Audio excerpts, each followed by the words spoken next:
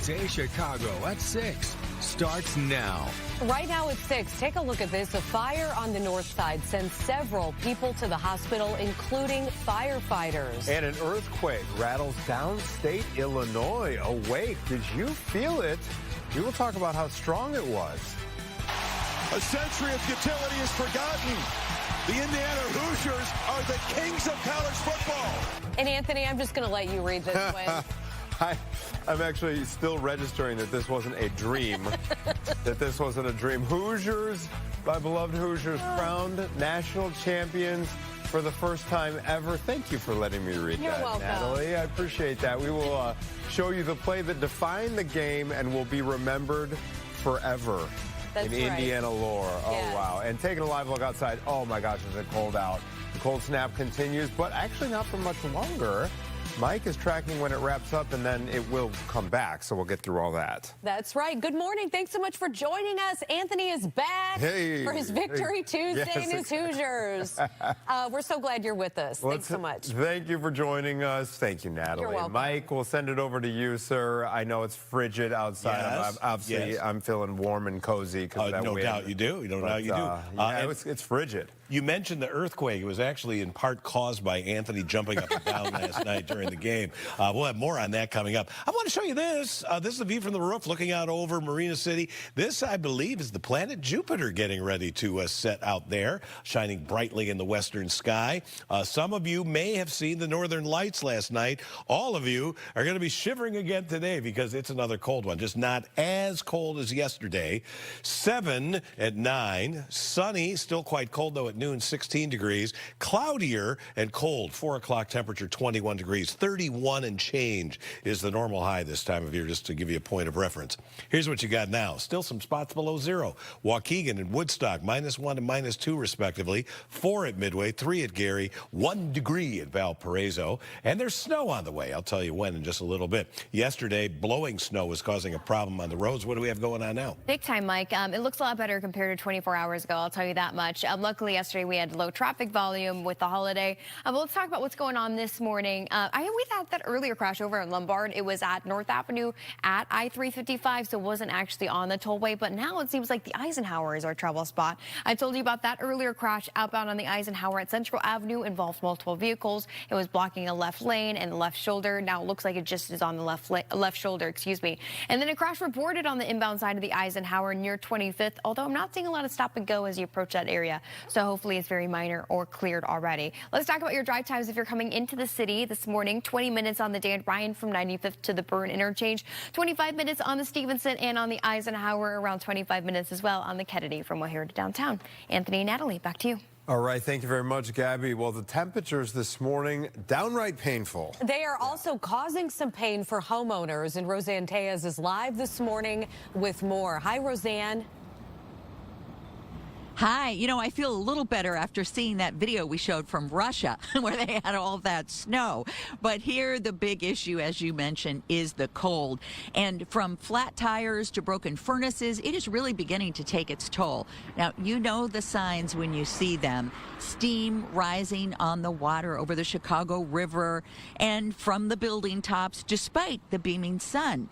A sure sign that it's bitterly cold. The snow on the ground frozen in place. All reminders it's a good day to avoid the outdoors if you can, or bundle up if you must head out. The frigid temperatures have some turning up the heat, but furnace experts say try to resist the urge to crank it too high, or it could end up blowing cold air. Under the Sun Heating and Cooling says 9 times out of 10, that's the flame sensor. If it's been overly ran, for a quick example, what I've noticed as well is that clients are running their furnaces up to 75, 76 on their thermostat. Now, what happens is that rod there detects the flame, and when it gets to become overheated, it shuts off as a safety mechanism. So he says the usual repair cost for something like that is $200 to $300. But if you need an entirely new furnace, now that's another story. It could go $4,000 to $5,000. He's also asking for everyone's patience because they are just getting so many calls. Demand is high. So if you think you may need a repair, you better phone somebody right away. Back to you guys in the studio. Okay, stay warm out there. Thanks so much, Roseanne. We have breaking news this morning. A rare earthquake rattles downstate Illinois. It happened near Ullman between Springfield and St. Louis. Now, I'm going to be real honest with you. I grew up down there. I'd never heard of Ullman. That's because it only has a population of 100 people. But it's also near Pana and Nokomis. People might be more familiar with those two areas. The U.S. Geological Survey reports it was a magnitude 3.5 quake, and that is strong enough for some people to feel. However, my parents were both asleep. They were both asleep. Yes. They slept through it. All right. Well, new this morning, other news back here locally. 3 people are in the hospital this morning after a fire broke out on the north side of Chicago. Happened around 9:30 p.m. in the Goose Island neighborhood, about a block north of the Chicago Blue Line stop. The fire department says 1 resident and 2 firefighters were hurt here. As we take a look at a picture that was posted by the fire department on X. Crews were able to put out the fire by 9:45, with investigators now trying to figure out how this thing started. New developments in Minnesota this morning. The Justice Department is launching an investigation into protesters who interrupted a church service in St. Paul on Sunday. Trump officials say the group of 30 people were targeting a local ICE official who is also a pastor there. Governor Tim Walz released a statement saying he in no way supports interrupting a place of worship. And in international news, Denmark is boosting its number of troops on Greenland. As Brian Jackson reports, comes as President Donald Trump ramps up pressure to annex the Arctic territory. Brian? Threats over Greenland have prompted a flurry of activity in Europe. President Trump says that he plans to charge a 10% tariff on goods from 8 European nations opposing his plans. And now the EU is considering a retaliation of its own, from new tariffs to freezing parts of the U.S.-EU trade agreement to sanctions aimed at countries it says are trying to strong-arm the bloc. An emergency meeting is set for this Thursday. And this comes as 3 of the most influential Catholic leaders in the country take aim at the Trump administration over its foreign policy decisions. Chicago Cardinal Blaise Supich and the Cardinals of both Washington and Newark released a joint statement saying, in part, as pastors entrusted with the teaching of our people, we cannot stand by while decisions are made that condemn millions to live lives trapped permanently at the edge of existence. Pope Leo has given us clear direction. We must apply his teachings to the conduct. That statement does not mention President Trump by name. The White House has yet to respond. Natalie? Brian, the Orland Park Village Board moving forward with plans for a massive Amazon development. The company has proposed building a store near 159th Street and LaGrange Road on currently vacant property. Amazon says this won't be a distribution center, but more of a traditional shopping experience. Some are concerned, though, that it will cause a huge spike in traffic. It's already one of the busiest intersections in the village. Traffic congestion is bad today, and everybody knows it'll only get worse. The village has effectively admitted this by focusing on traffic mitigation rather than reduction, an acknowledgement that congestion is unavoidable. Village officials say the development could bring hundreds of jobs and add to Orland Park's reputation. All right, now that the Bears season is over, the focus shifts to where they'll play in the future. Lawmakers in Indiana are considering a proposal to own and pay for part of a new stadium in the northwest corner of the Hoosier state. Meanwhile, legislation to give the Bears the ability to negotiate property tax rates has been stalled by Illinois House Speaker Chris Welch. On Friday, Arlington Heights Mayor Jim Tenaglia urged lawmakers in Springfield to get a deal done. Illinois lawmakers are back in Springfield this week. Indiana's session ends in 1 month. Beck steps up, delivers downfield, intercept good! Jamari Sharp makes the pick that will clinch Indiana's first national championship. Oh, yeah, the Hoosiers, they have made history, everybody, winning it all for the first time ever. Indiana finishing the season 16-0. The Miami Hurricanes put up quite the fight last night. Game got off to a slow start. Indiana up 10-0 at the half. Hoosiers kicked it into the high gear there, and that was it right there. The defining moment of the game, perhaps the entire season, from that man right there, Fernando Mendoza, Heisman quarterback. Wow. In just 9 minutes. Yeah, it's already being called the leap. and there's like AI images of like a statue with him doing that. You know what I mean? Goodness gracious. I mean, the stakes could not have been any higher right there. They were at 4th and 4 right there. No one knew what the team was going to do, if they were going to kick a field goal or go for it. He spun, he just launched over into that touchdown, and it was just the momentum they needed. The big concept that we've really had on ourselves this year is always betting on ourselves. Whether it's preseason, no one thinks we can make it. Whether it's figuring it out in situations like Oregon, Penn State, and Iowa, we've always figured it out. And whenever Coach Cignetti, Coach Shanahan, you know, they called that play, we knew, hey, we're going to bet ourselves one more time in the biggest stage of the game. Yeah, the quarterback draw, and there they are, raising the trophy. Indiana won 27-21, and my friends who were at the game, Mike, they were saying that they were blaring the song Fernando by ABBA.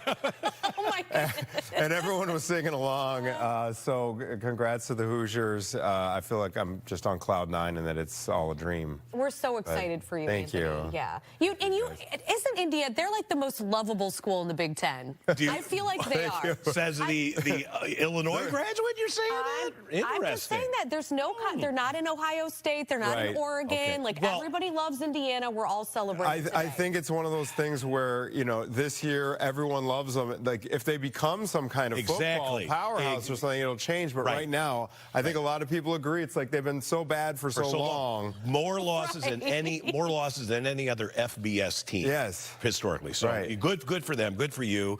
And but were you biting your nails on that last drive that Miami had? You're like, no, thinking, it was tense the entire time. Yeah. Close game, good game, fun to watch. Thank you. All right, not so fun is the weather. We have more cold, more snow on the way. First, it's going to be a dose of snow coming in here tonight, even though it is cold out there right now. You were talking about that earthquake there south of Taylorville and west of Pana in Christian County. And the new revision here is the intensity has come up a little bit. It was initially at a 3.5. This is a 3.8. I haven't heard of anybody feeling it in the Chicago area, but it has been felt in St. Louis. And even though the Baumke's have not registered their opinions yet anyway. Larry Baumke says he didn't feel it. Of course not. Jill won't get it up until 10, so we got to wait until 10 to get Mom's take on it. The fact that she's not, stirred and like scared from it, I think she slept right through that thing. All right, earthquakes aside, let's talk weather. And we've got snow and more cold coming. Snow tonight into tomorrow morning. The heaviest snow, Lake of McHenry County and southern Wisconsin, but all of us will get some snow. Additional snow showers tomorrow evening. And then absolutely free. You thought it was cold yesterday? Wait till you see the numbers I've got Friday and Saturday.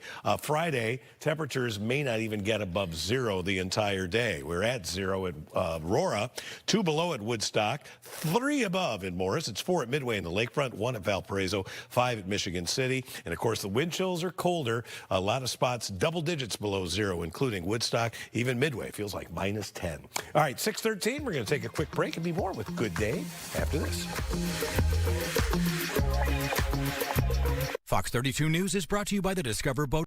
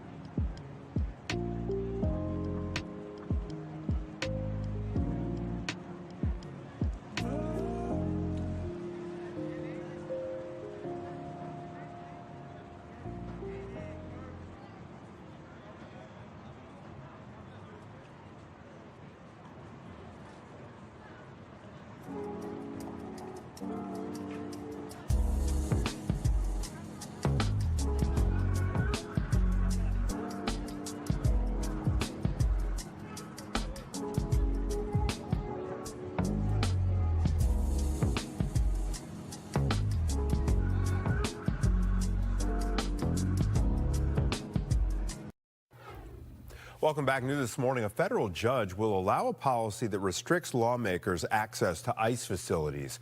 This requires a week's notice before members of Congress can visit a detention center. Lawmakers sued after 3 Minnesota Democrats were blocked from visiting the ICE facility near Minneapolis earlier this month, 3 days after an ICE agent shot and killed Renee Good. Meanwhile, Democrats in Congress say they are trying to stop ICE from using what they call heavy-handed tactics. Their plan: cut the agency's money. Some lawmakers now insist on new guardrails in an upcoming DHS funding bill before they cast their votes. Congress has until the end of the month to fund the agency to avoid another federal government shutdown. Federal Reserve Chair Jerome Powell is expected to be at a Supreme Court hearing tomorrow centered on the attempted firing of Fed Governor Lisa Cook. This is an unusual show of support from the central bank chair. Powell announced last week that the Trump administration had subpoenaed the Fed and had threatened to indict him.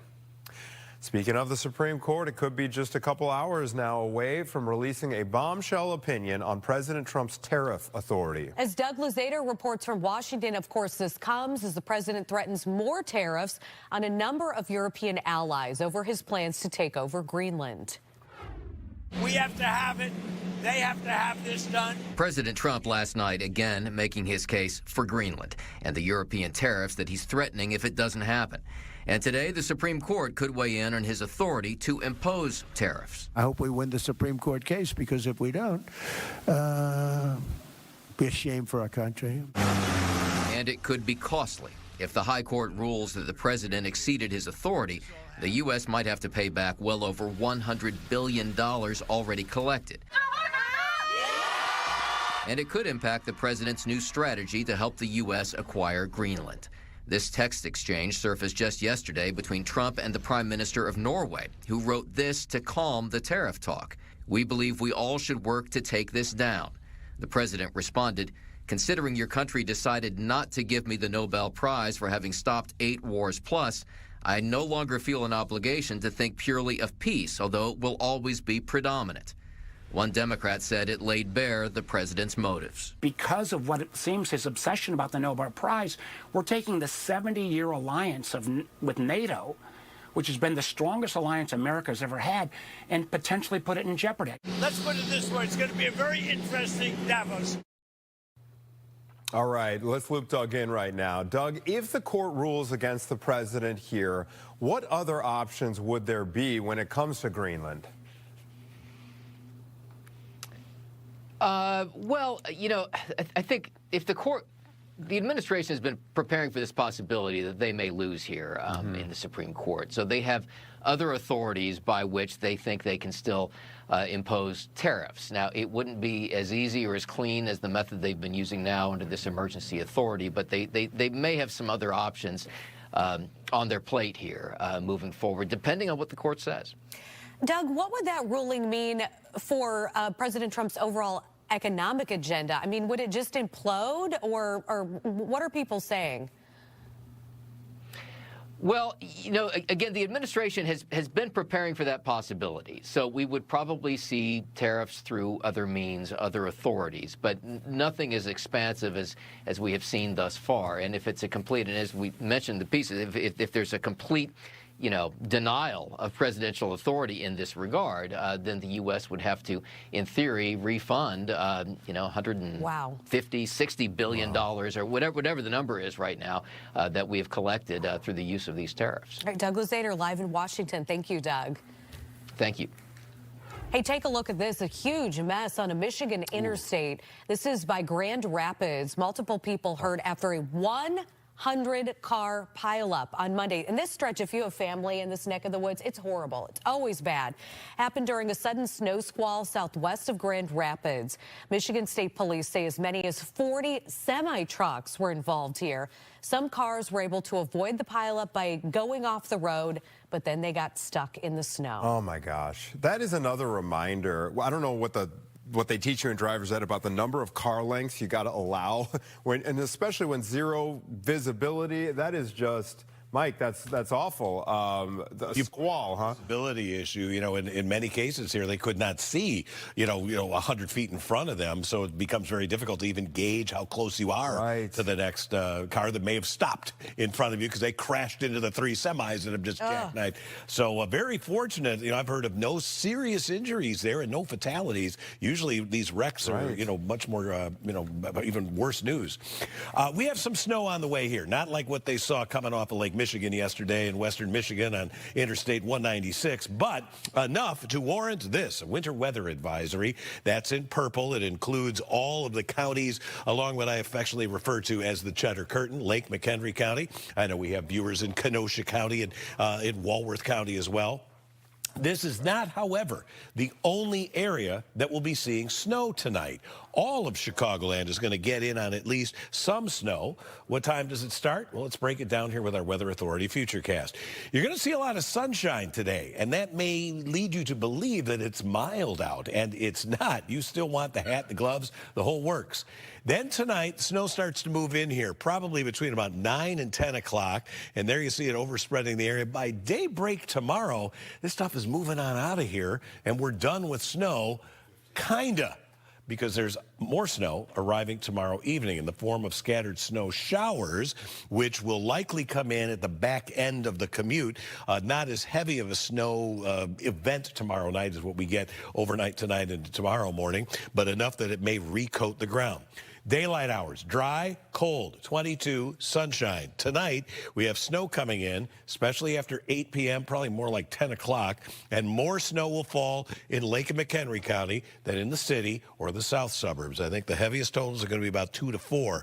Let's look at the 7-day forecast. After the snows of tomorrow evening are done, it's just all about the cold. Friday's the worst of it, a high of 0 and a nighttime low of 8 below 0. Ouch. All right, we have a bad crash. Gabriella, where is that? Mike, I have 2 actually pretty bad crashes in McHenry County. So let's talk about this one. It's closer to Woodstock. It's a crash with injuries reported, US 14 and Rolling Hills Drive.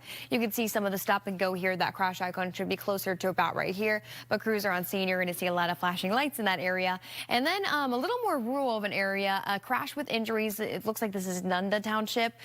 Dale Road and Brook Street. I'm hearing that this is a reported head-on collision. So hopefully things are going to work out here. It looks like crews are trying to, get ambulance response there as well.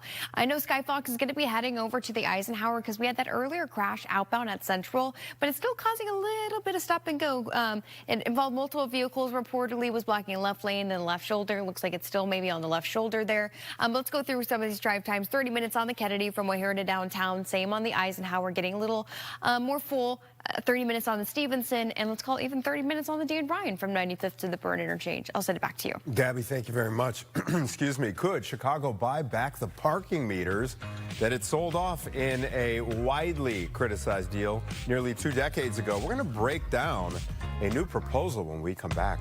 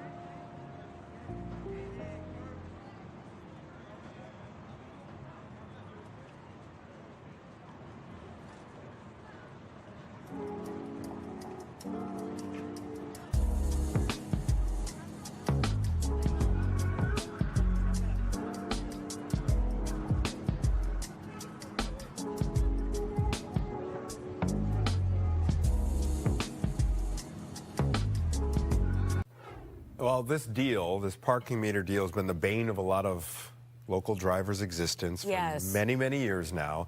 Here's the question, though. Could the city of Chicago buy back its parking meters? You remember, if you're a Chicagoan, how they were sold out right from under the taxpayers back in 2008. The city got about $1 billion in the deal to sell them. That sounds like a ton of money, but the private consortium that took over made their money back several times over. And now those meters are for sale. And Mayor Brandon Johnson's reportedly considering taking ownership back. But the big question is it worth it? I think if the city's even considering it, put it out there on the table. Let the public know what the cost would be. My guess would be well over $3 billion, more than double to get it back.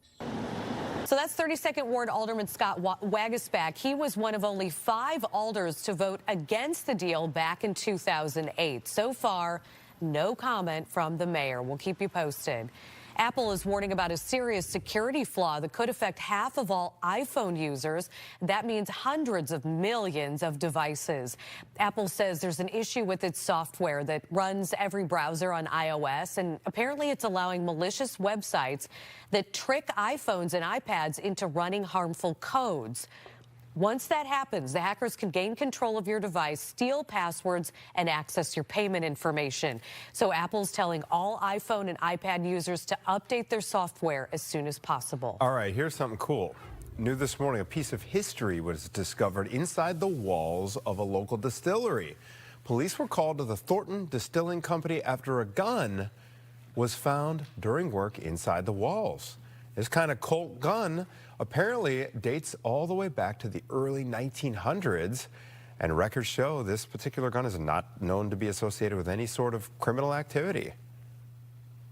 How cool is that, Mike? It looks newer than 1900s, right? It does. An interesting piece there. I wonder what are they going to do with that? Is that going to stay at the distillery? Or? Finders keepers, perhaps? Yeah. Put it in a display case or something. Put it in a nice display case. Sure, there you go. All right, we have more cold on the way, and there's some snow coming in here. Winter weather advisory for Lake and McHenry County and all of southern Wisconsin. I'll tell you what time that snow is coming in and about how much I'm expecting from it in just a little bit.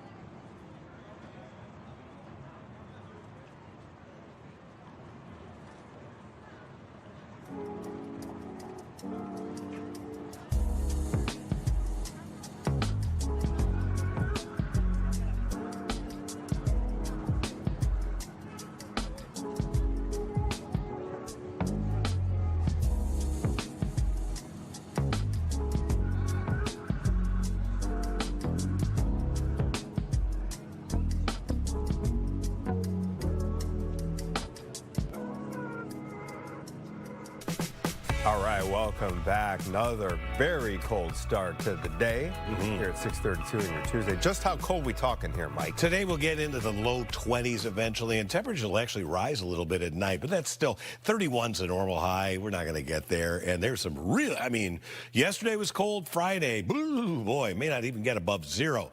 And there's some snow on the way. Let me show you the winter weather advisory that was posted by our National Weather Service this morning. Counties in purple, Lake, McHenry, all of southern Wisconsin. West we go all the way out to the Galena area. This is where the snow will likely be the heaviest tonight into tomorrow morning. Does not mean that it's not going to snow in Chicago. Does not mean that if you're watching in Hammond, Indiana, you're going to see zero snow. You'll get less snow there. Heaviest snow is going to be across the northern tier of counties. Temperatures now enough that you need the hat and the gloves, the whole deal. Again, it's 0 at Aurora, 1 below at Waukegan, 1 above at Chicago Heights and Valparaiso. Most of us with wind chills somewhere between about 5 and 15 degrees below zero. Better weather for flying today. Sky Fox is up and over which expressway? We're over the Eisenhower. You know what? I'm trying to figure this out right now. I think this is near Costner where we have a reported crash on the outbound side. You're seeing a lot of traffic, and then people, of course, on the other side, the gapers wondering, okay, what's happening? What's up with all this flashing lights? Also, on the inbound side of the Eisenhower, it's a ramp from Homan Avenue to the inbound side of the Ike. There's some police activity happening there that's blocking the ramp. So buckle up for maybe a little bit more traffic than usual on the Eisenhower, but we can kind of say that those are earlier crashes or earlier incidents. A new crash in our system, though. Inbound on the Dan Ryan, the express lanes near 47th, we have a left lane that's blocked. This is causing a lot of trouble all the way towards 61st to this spot. Crews are there, and we're going to send Sky Fox that way as well. Lastly, on the tri-state, not causing any traffic just yet, which is telling me that hopefully this is over on the shoulder. Southbound on the side of the tri-state at Archer Avenue, a crash reported.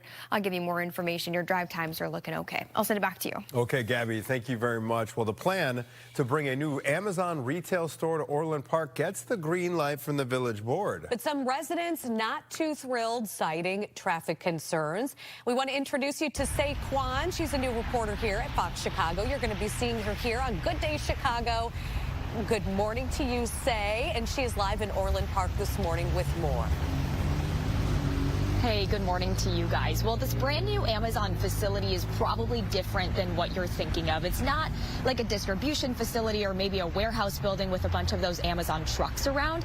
It's more of like a Walmart supercenter, maybe even a Costco, but even bigger. Amazon is planning to bring a whole brand new retail concept right here to Orland Park, an area already home to many major retail stores like Target and Costco. The box store would feature groceries and general merchandise with more than 800 parking spaces. And as you can imagine, it's also expected to be massive. I mean, we're talking 225,000 square feet.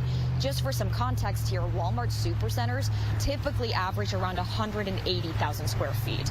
This would be built right along 159th Street and LaGrange Road, an already busy intersection with those major retailers pretty much right in this stretch of area. Now, even though the board gave the green light on those next steps, village officials say they are aware of the concerns from both residents and nearby business owners. Residents are concerned about the quality on their life, the impact, how this is going to be on their life, particularly seniors. Driving around town, it is congested. It is. And right now, 159th and LaGrange is a F intersection. We are hoping with improvements and with the addition of Amazon to get it up to a D or E. Well, Amazon representatives say multiple traffic studies were done before this was even proposed. Some of their improvements include widening a nearby road and adding new traffic signals to help reduce some of that congestion. Village officials say this new store could help boost the local economy, bringing 500 jobs and additional sales tax revenue to the village. Construction could start as early as this spring, with plans to have the store up and running by 2027. Back to you guys. Thank you, Say, so much. Stay warm out there. And breaking this morning, a rare earthquake rattles downstate Illinois. This happened near Ullman, population 100. So we'll say Pana, Nokomis, if you're familiar with those, between Springfield and St. Louis. U.S. Geological Survey reports it was a magnitude 3.5 quake, and that is strong enough for some people to feel. Wow. All right. Well, other news. New this morning, 3 people are in the hospital after a fire broke out on the north side of the city. This happened around 9:30 last night in the Goose Island neighborhood. Broke out about a block north of the Chicago Blue Line stop. Fire department says one resident and 2 firefighters were hurt. As we take a look at a picture that was posted by the fire department on X, crews were able to put the fire out in about 15 minutes. As investigators this morning now try to figure out how it started. New developments in Minnesota this morning. The Justice Department launching an investigation into protesters who interrupted a church service in St. Paul on Sunday. Trump officials say the group of 30 people was targeting a local ICE official who is also a pastor. Governor Tim Walz released a statement saying he is in no way supporting interrupting a place of worship. And international news now, Denmark boosting its number of troops on Greenland. As Brian Jackson reports, this comes as President Trump ramps up pressure to annex this territory. Brian? Threats over Greenland have prompted a flurry of activity all across Europe. President Trump says that he plans to charge a 10% tariff on goods from 8 European nations who currently oppose his plans. And now the EU is considering some retaliation of its own, from new tariffs to freezing parts of the U.S.-EU trade agreement to sanctions aimed at countries it says are trying to strong-arm the bloc. An emergency meeting is currently set for this Thursday. Now, this comes as 3 of the most influential Catholic leaders in the country are taking aim at the Trump administration over its foreign policy decisions. Cardinal Blaise Supich and the cardinals of both Washington and Newark released a joint statement saying, in part, as pastors entrusted with teaching of our people, we cannot stand by while decisions are made that condemn millions to lives trapped permanently at the edge of existence. Pope Leo is giving us clear direction, and we must apply his teachings to the conduct. That statement does not mention President Trump by name. The White House has yet to respond. Brian, thank you so much. 6:38 now this morning, and it is so stinking cold outside. We are like way below normal for this time of year, Mike. Friend of mine posted on Facebook yesterday, and I shared it on my page, and it was a nice little graphic. It says, you know it's cold outside when you step outside and it's cold. That's true. Okay, yes. Very astute. You got smart friends. I got Elmer. I'm giving you the shout out on that one. That's good stuff there. And look, yesterday is not the coldest day in this whole forecast. It's going to be worse on Friday into Friday night. Ouch. Kids going to school today after having the day off yesterday when it was so cold. Make sure they have multiple layers on, the hats and gloves. It's only going to be around 1 here for most of the area in the next hour or so. Still quite cold at lunchtime, 16 degrees. Going to be a bright, sunny morning and a lot of sunshine early afternoon.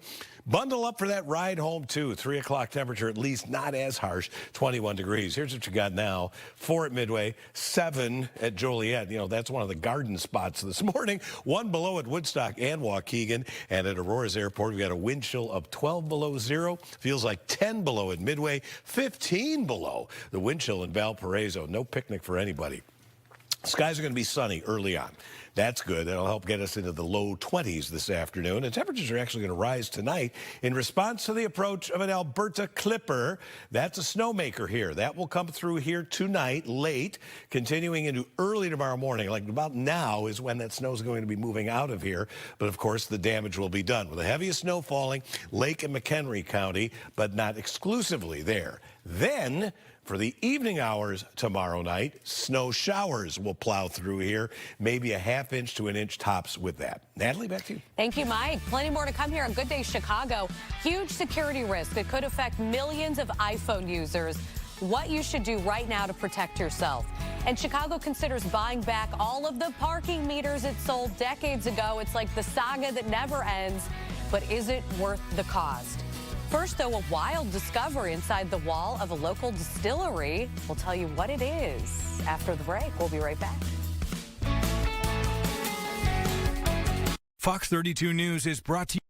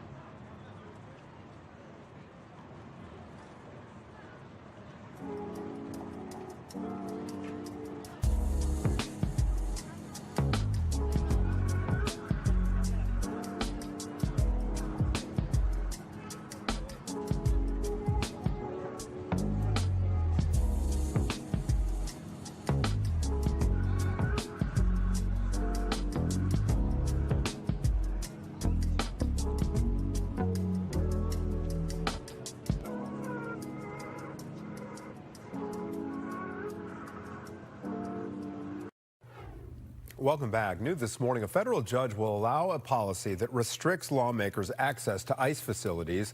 This policy requires a week's notice before members of Congress can visit a detention center. Lawmakers sued after 3 Minnesota Democrats were blocked from visiting the ICE facility near Minneapolis earlier this month. This happened 3 days after an ICE agent shot and killed Renee Good. Meanwhile, Democrats in Congress say they are trying to stop ICE from using what they call heavy-handed tactics. Their plan? Cut the agency's money. Some lawmakers now insist on new guardrails in an upcoming DHS funding bill before they cast their votes. Cannot vote for anything that actually adds more money and doesn't constrain ICE. I am not going to cast a vote, not one dime, to support this lawless, brutal Trump ICE operation. Congress has until the end of the month to fund DHS and other agencies to avoid another government shutdown. Federal Reserve Chair Jerome Powell is expected to attend a Supreme Court hearing tomorrow centered on the attempted firing of Fed Governor Lisa Cook. This is seen as an unusual show of support from the central bank chair. Powell announced last week that the Trump administration had subpoenaed the Fed and had threatened to indict him. Hey, take a look at this. A huge mess on a Michigan interstate. Multiple people hurt after a 100-car pileup on Monday. This happened during a sudden snow squall southwest of Grand Rapids. Michigan State Police say as many as 40 semi-trucks were involved here. Some cars were able to avoid the pileup by going off the road, but then they got stuck in the snow. But again, I don't think there was anyone killed, no fatalities. Right, which is remarkable. Unbelievable. Okay, here's something kind of cool. A piece of history was discovered inside the walls of a local distillery. Police were called to the Thornton Distilling Company after a gun was found during work inside the walls. Now, if you look there, this is reportedly the kind of Colt gun that likely dates back to the early 1900s. Records show that it is not associated with any sort of criminal activity. It looks like a newer model to me, but I'm not a gun. Totally I don't know much about yes. firearms. But yeah, that's an old artifact there. Wow. Okay, here's a new warning for anyone with an iPhone. We're going to talk about the security issue you might need to address actually this morning with an update.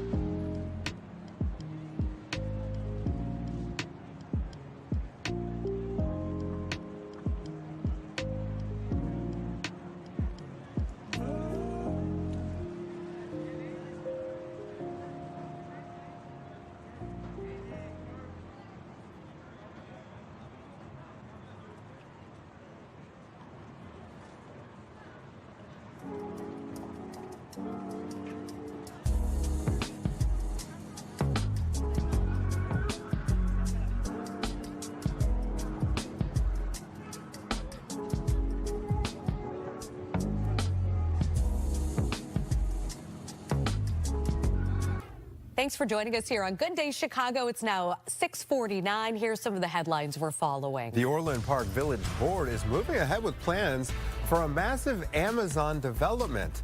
The company has proposed building a store, not a warehouse, an actual retail store near 159th Street and LaGrange Road on what is currently vacant property.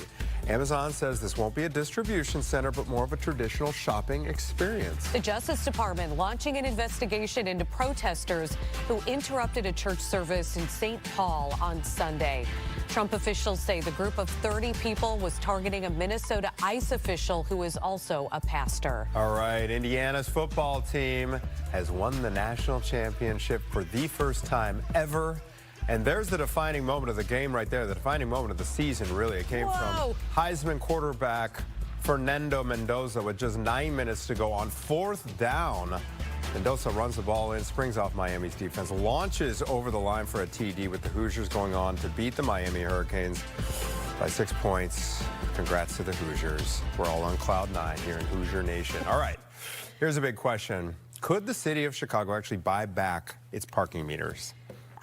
It's the story that never goes away, the thorn in our side. The city got about $1 billion at the time, as Anthony and I were recalling, balanced the budget for about a year. The private consortium that took all the parking money made that back several times over. Now those meters are for sale, and Mayor Brandon Johnson is reportedly considering taking ownership back. But the big question now is it worth it? I think if the city's even considering it, put it out there on the table. Let the public know what the cost would be. My guess would be well over $3 billion, more than double to get it back.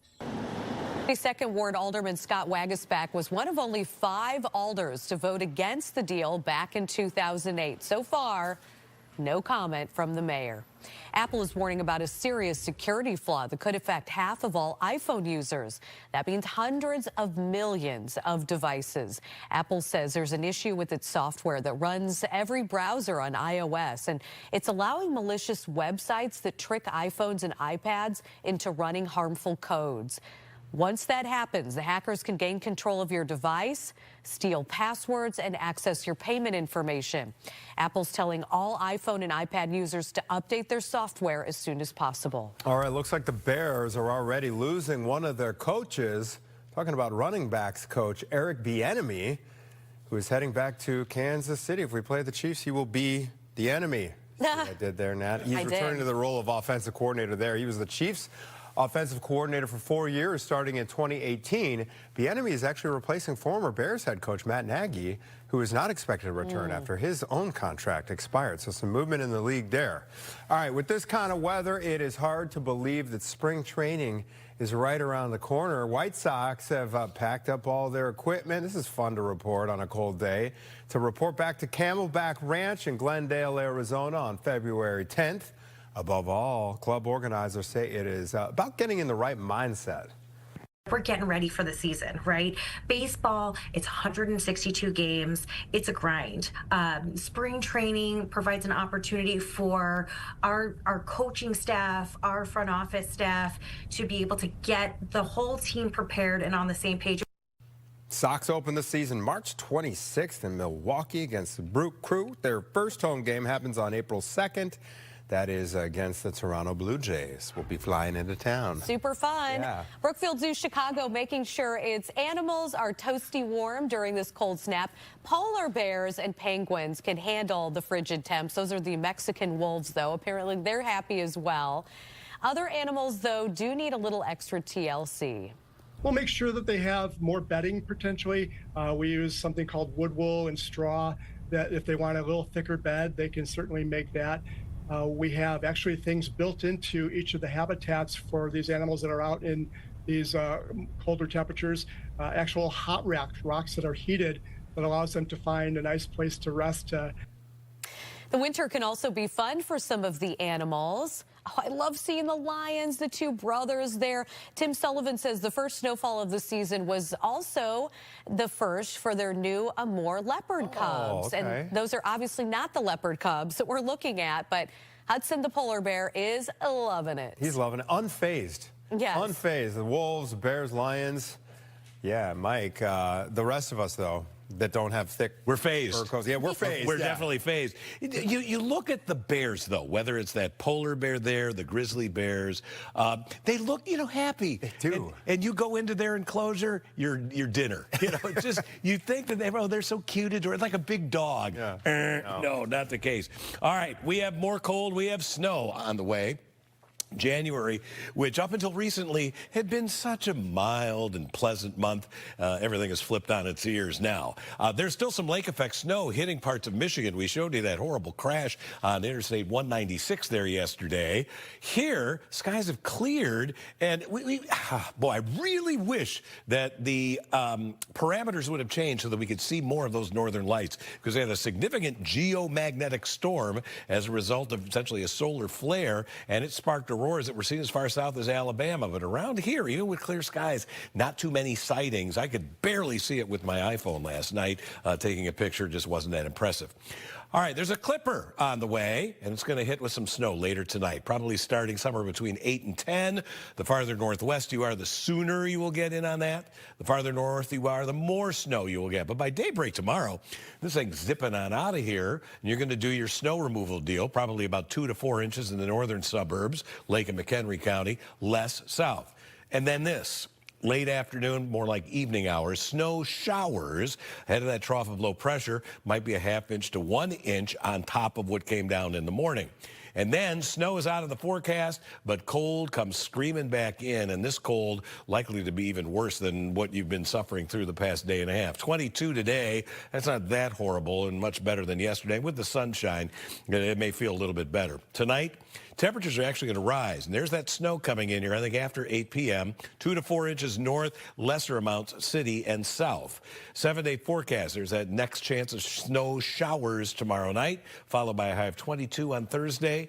The high Friday, 0, and a low Saturday morning of 8 below. We'll get at least into positive numbers Saturday, Sunday, and Monday, but way colder than normal. A few minutes before 7 o'clock, Gabriella, what's the latest? I'm already cold, Mike. I know. Eisenhower, was that the problem area earlier? It was the Dan Ryan, and actually, so it was an earlier crash that we reported. Earlier I reported a crash, I should say, but actually it ended up being a pavement repair that needed to happen. It was northbound on northbound on the Dan Ryan in the express lanes at 47th. Now there's still a flare that they left over during that cleanup. A couple cars were over on the shoulders blocking a left lane.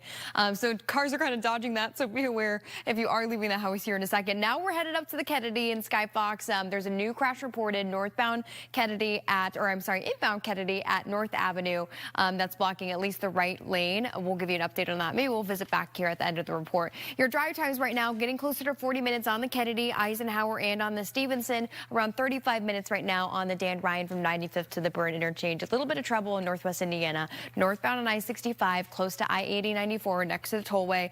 It is blocking a center lane, this crash. Crews are on scene. That's why you see those flashing lights. I apologize for the kind of low camera quality there, but it's nice to have that courtesy of Indiana DOT. Let's have a look at the North Central Service inbound train scheduled for 7:38 here in Chicago. It's operating up to 25 minutes behind. It's due to a gate malfunction. Again, I'll keep you updated. I'll send it back to you. Thank you, Gabby. It's 6:57. We've got plenty more Good Day Chicago ahead. Keep it right here.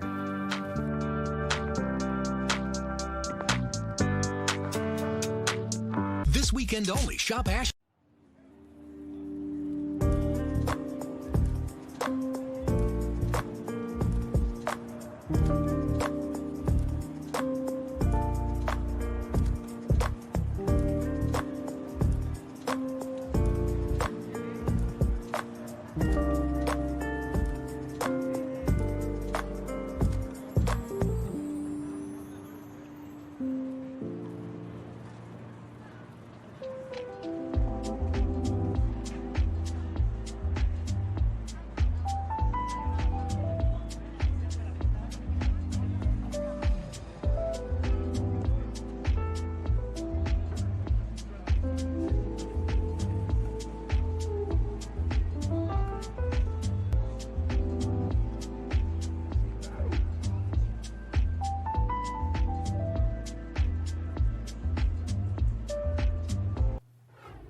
Welcome back. New research evidently shows that coffee could help slow the stream of sugar into our blood. That research shows promise in supporting new foods that may manage type 2 diabetes in the future. Scientists identified 3 previously unknown compounds in coffee beans, which block an enzyme that plays a key